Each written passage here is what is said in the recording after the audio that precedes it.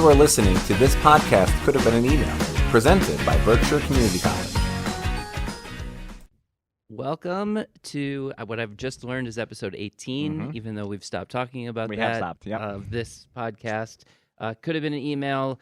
It is a very toasty April day. Yeah. I was in my car and I had an 82-degree reading. It's April 14th when we're recording this, just so folks know. April 14th, 82 degrees. Yikes. Yep. Unseasonably warm. But here we are, and very excited because we have, I would guess, one of the 4 or 5 biggest celebrities. Hands down. The man, the myth, the legend. Absolutely. From Berkshire Community College. Berkshire County, Western Mass. Maybe. The Commonwealth.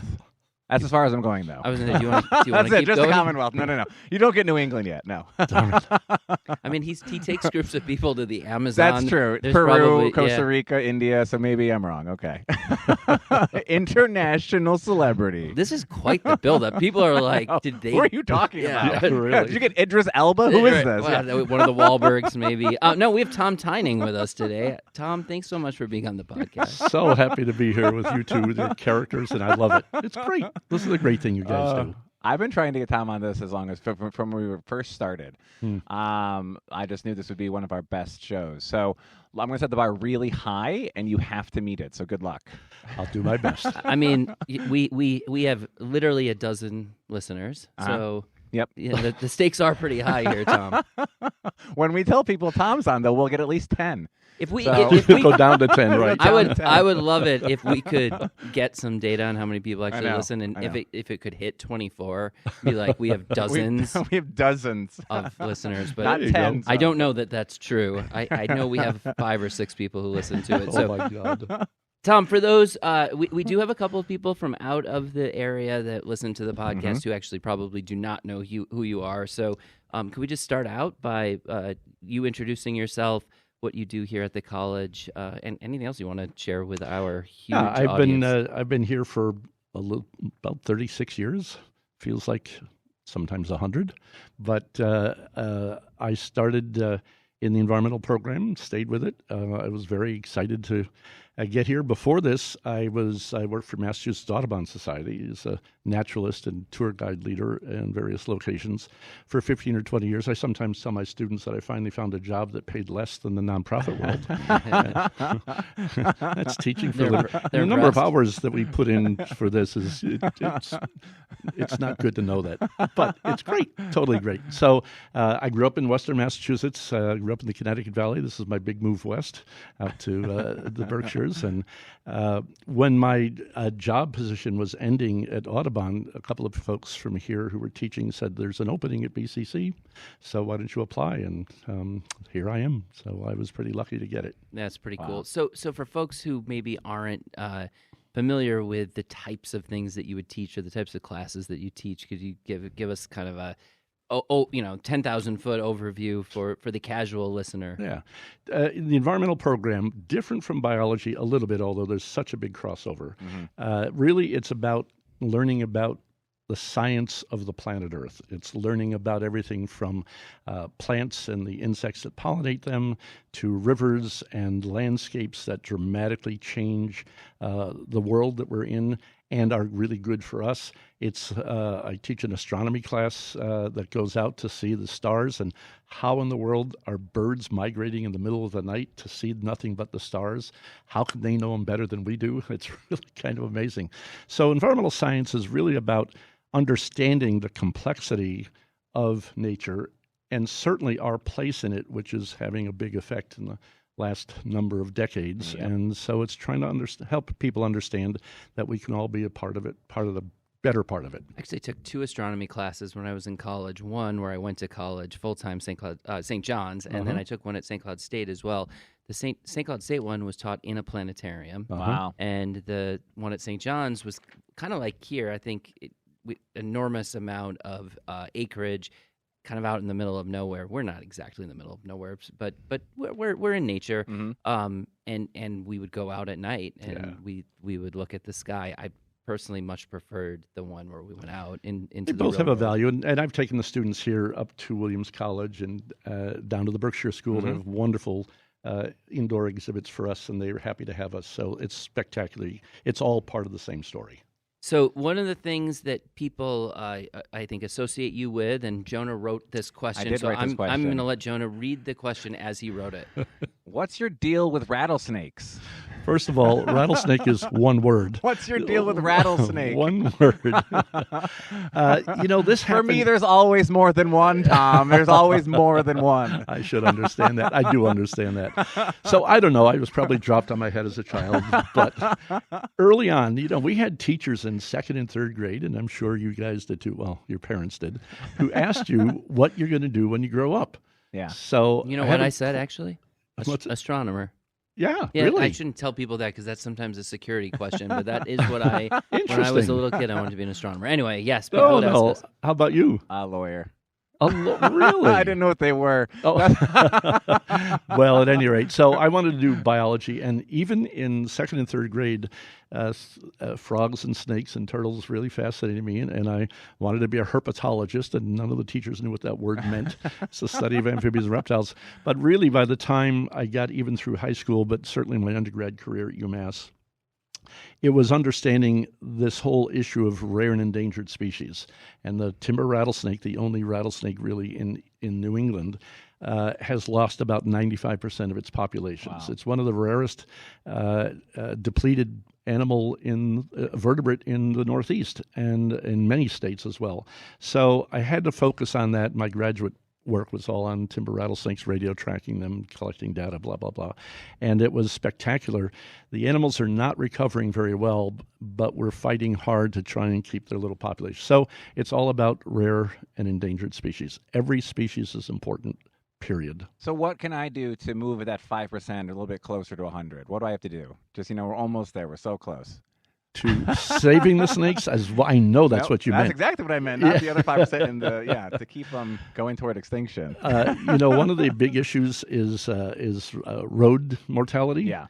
And that's always been a big issue, but there are still people poaching these things. People are making money on collecting rare species and selling them here and across other parts of the world. Wow. We're running them over with our cars, is what you mean by road. I do we get 2 or 3 a year here from roadkills just in southern Berkshire County, the only place they're found, and so it's an issue. That's great. I think that you may have some more stories about rattlesnakes. Yeah. We're going to take a quick break. I'm going to go change my security questions, and then we'll be right back. You're listening to this podcast. Could have been an email from Berkshire Community College. As we mentioned in our last podcast recording, don't forget to join Berkshire Community College for a special moment in our history, and that's on Thursday, June 4th from 4 to 6 p.m. You're all invited to a community celebration in honor of President Ellen Kennedy. Help us celebrate years of leadership, impact, and dedication to the Berkshires. Enjoy an afternoon of connection, reflection, and gratitude with past apps from Mazzio's and an open bar from Kelly's. Featuring remarks that begin right at 4 p.m. in the Bolin Theater. This event is free and open for all. Alumni, students, community members, and friends of BCC. So be sure to register today at berkshirecc.edu/retirement. See you there. And we are back. Jonah, I'm going to hand this over to you. Yeah. So I was just explaining in the wee break that we had that up until like 2018, 2019, I have no problem with snakes. My husband had a boa constrictor named Betsy. When we first met, she slept at the end of the bed in a thing. She wasn't sleeping at the end of the bed, and I used to feed her mice. And as a Janus, I'm against that, but I did it because she needs to eat. And so very fine with snakes. Something happened in 2019 where I was going for a walk and I saw this giant black snake curled up and I just saw it, screamed "Adios mio" like they do in the Goonies, and I was like, I'm out, I'm done. And since then, irrational fear. When I go for a run, if I go into Wild Acres, I scream the whole time I'm running Wild Acres just so the snakes hear me coming and they get off the road while they're sunbathing because I can't deal with it. We're going to stick with this, but did you just say that you're a Janist? I'm a Janist, yeah. Have you read American Pastoral? No. Should I and change my mind? Yeah, I think so. All right. So, well, let's. Sure. I'll pause for edit. We're gonna cut that all out. Okay. Thanks. No, I'm kidding. So anyway, no offense to the Janists out there, but the only exposure I have to Janists is from the novel American Pastoral. Anyway, let's go. Should Jonah Is it rational for? Oh wait, were you getting Yeah, it to? yeah, exactly. So, moral of the story is that once upon a time, when I first started here, Tom Tyning told me a story about the I think it was a female rattlesnake that traveled from Mount Tom to Mount Washington to Great Barrington. Almost, you got it right. It was found in Mount Washington, a place that we've been studying. We brought it back and released it. I get calls from all over the state from environmental police officers who find these rare species, and they know to call me and a couple of other folks. And they called about one sitting on a rattlesnake sitting on a doorstep in downtown Springfield. And I said, well, that can't be a wild animal. It had to have been somebody's pet or poached it or something. And I said, what'd you do with it? And they released it. And I said, where'd you release it? They told me. And one of the guys who was working with us went out there and spent number of hours. It's kind of funny to me that somebody was like, I'm going to capture, I have a snake, I'm going to release it, and then I'm going to call Tom. You. Yeah, right, exactly. Yeah. Well, doesn't always work perfectly. Order of operations, exactly. Right? Yeah. Found the same animal. We could tell by the photograph that the EPOs took. They all have special unique markings. Brought it in. It was the same animal that was in the Berkshires 2 weeks earlier. Mm-hmm. Wow. How it got to Springfield, they don't hitchhike because they don't have thumbs, and so it was a real problem. Brought it back, released it again. Well, they're rattletail. What if that was their thumb? You know, right? that's not a bad suggestion. I could see that coming. We got to fix that. A month later, I get a call from Mass Wildlife folks. There's a rattlesnake in downtown Great Barrington at the parking lot in the bank. Mm-hmm. It was the same animal. Yeah. So this was late in the summer. It doesn't much matter. We assume the only way it could have done that is hitch a ride somehow if it didn't get poached. I have no idea. We still don't know. I've done the presentation at several scientific papers and conferences. People said, I've had a snake that did that as well. Not quite that extensively.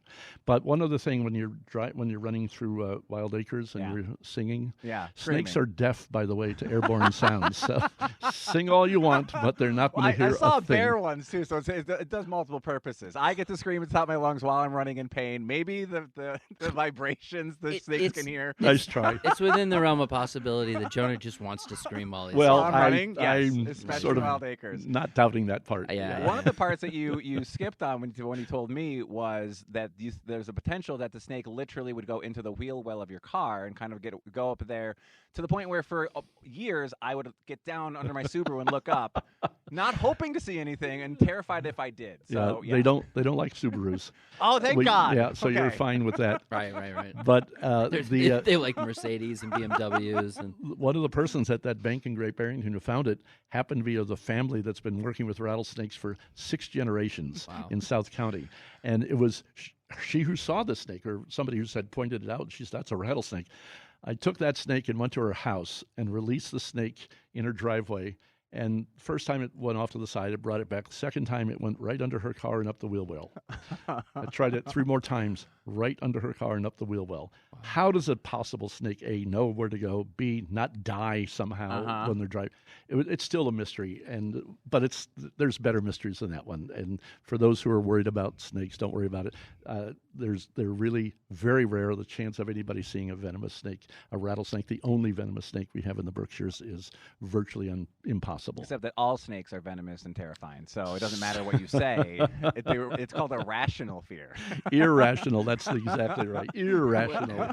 So do you feel better? No, I feel way worse. Okay. I feel absolutely worse because he's not now. Well, your work here is done, Tom. More than once, you've said more than once it went into the wheel well. It wasn't just one time like a fluke. You said it was twice. But it was the same car and it wasn't a Subaru. Okay, I mean, I guess so. You're in better shape. Tom, the building that you work in is named after Ralph Hoffmann, and it's named the Hoffmann building. He was in the 1800s here. I grew up. Was born in Stockbridge. He went to school at a little school in Eastern Mass called Harvard. You may have heard of that little place. And he really was fascinating. And by the time he was 17, he wrote his first little publication on the birds of Berkshire County. He then wrote the first text on the plants of Berkshire County, made an incredible list. He ended up moving out west and eventually into California, where he became the director of the Santa Barbara Natural History Museum for many years. He went out onto some of the islands off the coast of California and died by falling off a cliff, trying to collect some cliff-dwelling plants. And he's well known out there. They love him. But the folks who were here when we moved out to the western part of Berkshire County and built a building for the environmental program, he was by far the most likely name for the building. So when was the building? When was it built? I think it was I want to say 1965, somewhere in that range. I can't remember off the top of my head.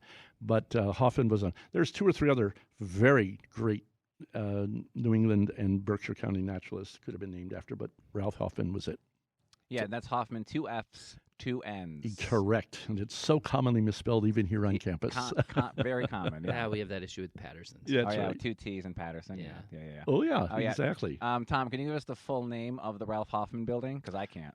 It's the Ralph Hoffmann Environmental and something Sustainability Maybe? Center. Thank you very much. In there, There were so many syllables in that. Yeah. This is all from when it first opened up. The sustainability actually happened a few years later when we started doing more stuff, and they upgraded the building. They turned the parking garage into now a student lounge, which is wonderful. Right, that was 2014 when they did the work on the Hoffmann building. Yeah. But they weren't able to put the building name on it because it's just too long. There's not enough room on the side of the building for the full name. Exactly. So. It is the first day of classes. A number of us stand outside and we direct students to classes. I feel like maybe there are more classes in Hoffmann at 8 o'clock in the morning than other places, and I spend most of my time directing students to Hoffmann, which is really nice in September and not so nice in January. Typically. Oh yeah, it's wonderful in January every day. 8 a.m. Students and I know staff people who don't like starting at 8 in the morning.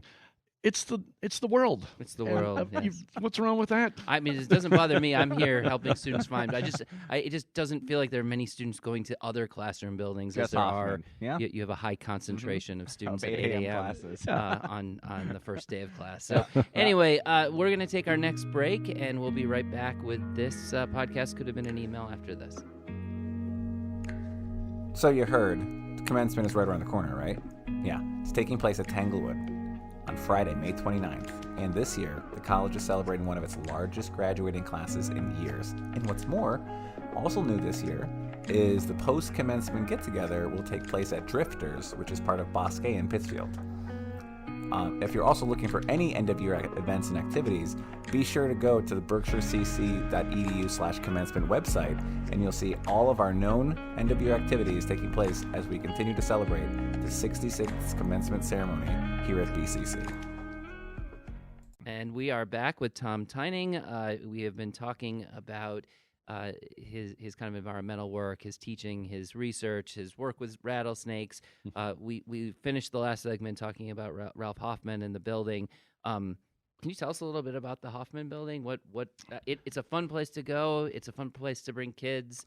It's really not only fun, but it's partly of how we do our teaching, and that is using living, live things that don't fit perfectly. This minute it's doing this minute you have to wait and watch and see what happens. But even before I started working here, they had some live exhibits in the Hoffmann building, and it attracted people. But some of these animals are also, in fact, virtually all of them are useful for our classes to show students what a living thing is, or what an aquarium or terrarium full of things are, and how they all interact. And when I got here, there were some really good folks teaching here. And you asked earlier about John Lambert, one of the great teachers here. He became an administrator and was... No, he actually did really well. And that makes one of us. This may be after the event, but he's going to be here next Wednesday because we are dropping the ecology flag at half-mast. Okay. Sort of our statement for the week of Earth Week. Yep. And so he's going to do a little presentation there. He's happy to support us all the time. Several other really good people were here during the time. And so I got a chance to meet really the second generation of environmentalists from the Hoffmann building when I got there. And we've named a trail after him, after Jonathan Lambert. That trail that goes out right behind our building is wonderful, and just yesterday we confirmed there's a pair of bluebirds that are nesting in the box right next to his sign. Oh, wow, that's So great. it's fantastic. Yeah, we It's just great. did there's a piece in the website about Jonathan Lambert. We did a Oh, nice yeah. little article on him just, I think last year. Yeah. One of his students wanted to do an interview, and it was really, really exciting, actually. Speaking of the Hoffmann, which is one of my favorite buildings to just go into in general, even though you do have snakes in there in the back. I won't go into that room. I think it's R102. But in the foreground, in the first room, is the lungfish. Yeah. And it was really interesting because you talk about how you use some of these animals inside that building to really show off that not everything fits into a perfect box, right? Mhm. And that's a great example of that. When you started explaining that there was like an evolutionary link all the way back to us, Yeah. mind blown. Like that was some like next level. I was like, what are you talking about? And it was actually really fascinating. I don't stop thinking about that just because it just really gives you perspective, I think. And then, I just think that exactly fish is right. amazing. We had the first lungfish we had 20 odd years ago came from somebody up the road who knew somebody who was a student who said that she had one in the tank and was needed to find a home, and so we got it. It lasted for 10 or 12 or 15 years, and when it died, the BCC had a little service and a little comment online about the loss of this, and so our administrator said, well, let's replace it. We got a little baby that was about 14 inches long. It's about 3 feet long right now in just 3 or 4 years, and they're spectacular because here's a fish that breathes air, has got perfectly good lungs. This whole evolutionary stage is incredible, and it's probably the most important, valuable animal we have to show that process to students.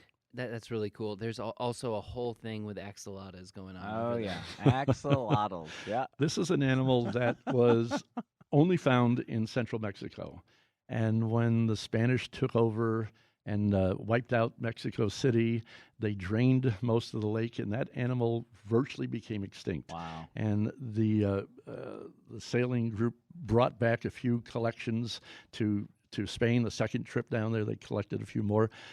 Every axolotl you see on the planet Earth comes from captive breeding. Wow. And they breed like rabbits, believe it or not. In fact, so much so that Dylan, our lab tech person who's an expert on these things, is trying to find new homes for these on campus. So, in fact, you guys have now just been given Christmas presents of axolotls and Easter presents. Look under your seat. When you walk into the library, there's a whole thing about axolotls. Oh, It's pretty, They're it's pretty naming cool. them.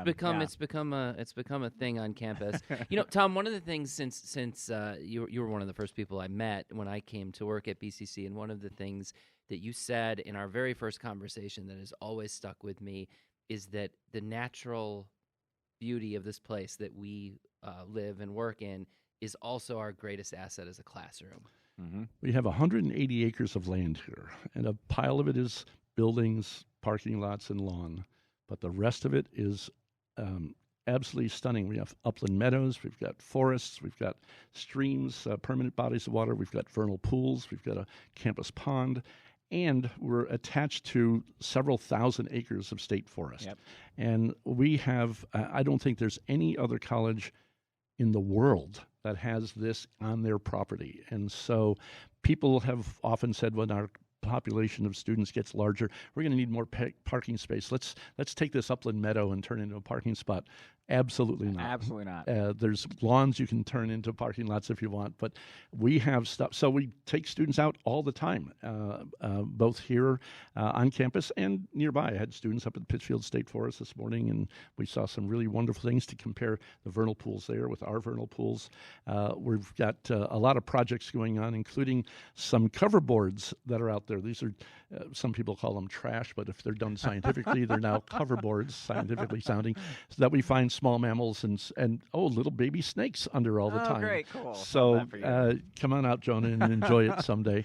And that's research that shows students how to do the research, how to collect the data, and it works out really well. It's a really special thing about, if you think about what's our value proposition from a marketing perspective, Absolutely. the environmental science kind of program, the 180 acres at a community college, being next door to the Pittsfield State Forest is something that's really special.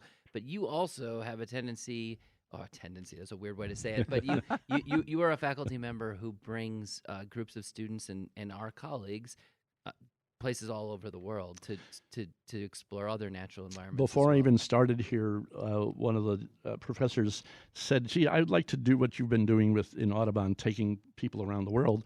And I had already been down to Everglades National Park 20 or 30 times by then. And he said, "Can we put one together?" And so the school basically hired me to help do this. And it was one of the first trips down there, but many others, both in the country, Arizona, up to Maine, and then now in the last few years, friends of mine have been running spectacular nature tour companies in the Amazon River in Peru, in Costa Rica, and it's unusually incredible for students who have never, 2/3 have never been in an airplane before, never mind in a wilderness place. And so it's breathtaking. Really special. My husband went in 2009. He went to Peru with Tom and a group of people, and it was the biggest, most important things he's ever done in his life, including marrying me, buying a house, all the things it sends Peru, and it's changed his entire perspective on everything, all of it, down to the plane rides into Peru, the people of Peru, the experiences, the perspectives, and then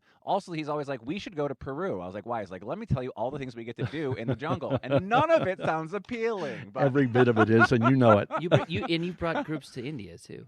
We had a small group of, we couldn't get any students because it was really more expensive than usual. Yeah. But we spent 3.5 weeks in India, and just to put it in perspective, I wanted to see the birds, I wanted to see the snakes, I wanted to see the turtles, I wanted to see the wildlife. I was not prepared for how incredibly fascinating the culture was. Yep. And our second day out there, they took us to the Taj Mahal, something that everybody reads about in second grade. And there it was. And we were the first ones in. There was nobody there but us for about 25 minutes. And then there were 10,000 people. Exactly, yeah. But it was so spectacular. And the people that we met in India everywhere were intensely wonderful. That's great. I think it's time for us to take our next break, and we'll come back with one more segment with Tom Tyning right after this. Remember where it all started. Reconnect, reminisce, and celebrate at the BCC Alumni Reunion at Balderdash in Richmond on Saturday, June 6th at 2 p.m. Join fellow graduates, friends, and faculty for a special gathering filled with memories, laughter, and Falcon pride. Whether you graduated last year or decades ago, you belong here. Register today at berkshirecc.edu/alumni to be part of the celebration. And while you're on the alumni page, check out our other upcoming alumni events, like a Dine to Donate event on May 21st at Frankie's. Check it out, and we'll see you there. And we are back with This Podcast Could Have Been an Email. This is our final segment with Tom Tyning. Tom, what is on the horizon? What's going to be new in environmental science? That was a very good environmental statement, on the horizon. I loved it. Very good. Completely unintentional. Hardly. Well, listen, there's a couple of totally cool things. One is, you may remember this. Jonah may, I'm not sure if you might remember it. We used to have a complete overhang walkway, 2 sections of that walkway outside this building. And one of them had brass bells that rang. Those bells, when that thing all fell apart, the bells are still sitting down there. I know where they are. Yeah. We ought to put those back up down by the playing fields and just let them ring. We could hear them up here. It sounded like a real university sort of thing. Yeah. But something even more important personally and ecologically. We have a tower, a radio tower, that's sitting in the upland meadow. It's been there since I've been. It's had no use in the last 40 years that I know of. It's just sitting there. But now there is, for a relatively low cost, we could be putting a receiver up there that will collect data on migratory birds when they leave Canada and go to Central and South America. And it'll cost less than $1,000 because we already have the tower. Let's do it. It's called a MODIS unit, and it records how many thousands of birds migrate overhead every night in the spring and fall, and then other times as well. And it would be a really relatively simple thing to do. And I keep thinking we could put that unit down a little bit further from the top, and on the top, let's put a platform, because I'm sure bald eagles or ospreys would take over and nest on that same thing. That's a really great idea. It would be spectacular to see, and we already have great things. But I think one of the real opportunities, I think President Kennedy's been a real advocate of all of the things you've talked about. during this podcast. I do know that our new president, Harris Chandelier, is going to be here this summer. I get the sense from talking to her that she likes the natural environment. She wants to live in nature. I know the area that she's coming to us from really well is an hour from where I grew up, and it was where it's considered kind of the outdoors person area of the state, northern Minnesota. You probably know the Boundary Waters, and that college is situated in a place that produces folks who want to work in ecology and environmental studies. So I think we're going to end up with a real partner. No pressure to my new boss, who at least has listened to a couple of these. So hopefully I didn't sell anything that you wouldn't be a part of. Ellen brought her over to the Hoffmann building 2 days ago when she was visiting, and she just was effusive about how much she loves the building and loves what we do. And we can then add all the things that need upgrading, but after that, I think we're going to be in really good shape. And Ellen really was very supportive of virtually everything we did. Yeah, I actually just wrote a piece. I put part of it up on LinkedIn. If anyone is listening, they want to look at it. I wrote a longer piece, but it was kind of about how I've been really struck coming from a university, and I worked at a state university, so there are some similarities, but coming to a community college. And one of the things that I am not a person who knows a lot or cares a lot about architecture or buildings, but one of the things that I think we do really, really well is we take these old spaces, these old buildings, and we retrofit them. And we make them into learning spaces. We make them beautiful spaces where at a little college like Harvard, they'll just knock a building down and build a new one, right? And I think that it's one of the things that's really beautiful about community colleges. I think that there's a real metaphor there in terms of how we work with students. And people who don't necessarily. Some of our students come to us with pristine backgrounds and 4.0 GPAs and 1,600 SATs, but most don't, and most are kind of starting their path, like re-entering it the way that if you exit the Mass Pike and you get back on it later. And I think that's one of the really cool things about what we do. I think that what you do and what you represent for this college doesn't just connect to student learning, though that's really, really important. It connects us to the history and the natural environment that we are caretakers for, and I've always really appreciated that about you and your stewardship and your leadership. Can I give you one example? A couple of years ago, I rarely ever go to a bar and have beer.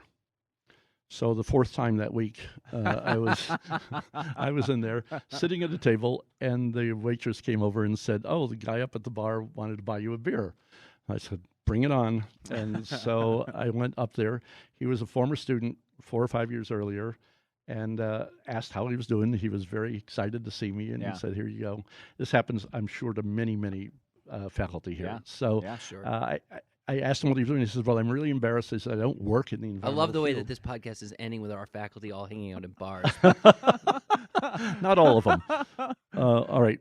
Sorry, Tom. Almost all of them. But at any rate, he said, "I'm really sorry. I don't work in the environmental field. I work at some sort of a small factory in the Berkshires." He said, "But I'll tell you what, they did not do any recycling in that building.